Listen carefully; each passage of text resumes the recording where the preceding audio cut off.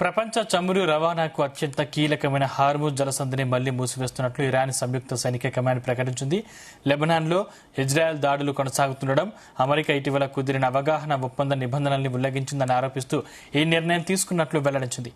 అయితే కొద్ది రోజుల క్రితమే అమెరికా, ఇరాన్ మధ్య కుదిరిన అవగాహన ఒప్పందం మేరకు హార్ముజ్ జలసంధిని తిరిగి తెరిచినట్లు ప్రకటించారు. అయితే దక్షిణ లెబనాన్ నుంచి దళాల ఉపసంహరణ జరగకపోవడం, కాల్పుల విరమణ ఒప్పందాన్ని ఇజ్రాయెల్ పదే పదే ఉల్లంఘిస్తోందని ఇరాన్ ఆరోపిస్తుంది. ఈ నేపథ్యంలో జలసంధిని మళ్లీ మూసివేయడం ద్వారా ఒప్పందం భవిష్యత్తుపై అనిశ్చితి నెలకొంది.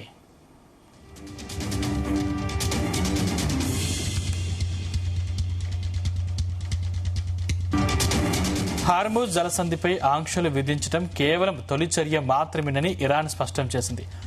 ఒప్పంద ఉల్లంఘనలు కొనసాగితే మరింత కఠిన నిర్ణయాలు తీసుకునే అవకాశం ఉందని హెచ్చరించింది. ఈ ప్రకటనతో మధ్యప్రాచ్యంలో ఉద్రిక్తతలు మరోసారి పెరిగే సూచనలు కనిపిస్తున్నాయి.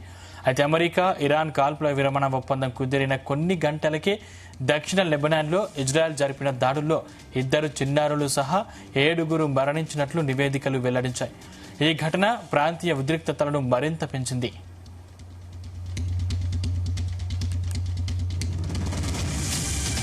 ఈ పరిణామాల మధ్య పాకిస్తాన్ అంతర్గత వ్యవహారాల మంత్రి మొహసిన్ నఖ్వీ ఇరాన్కు చేరుకున్నారు. వాషింగ్టన్, టెహ్రాన్ మధ్య జరుగుతున్న చర్చల్ని ఆయన పర్యవేక్షించే అవకాశం ఉందని అంతర్జాతీయ వర్గాలు భావిస్తున్నాయి. ప్రాంతంలో శాంతి పునరుద్ధరణకు ఆయన పర్యటన కీలకంగా మారే అవకాశం ఉంది.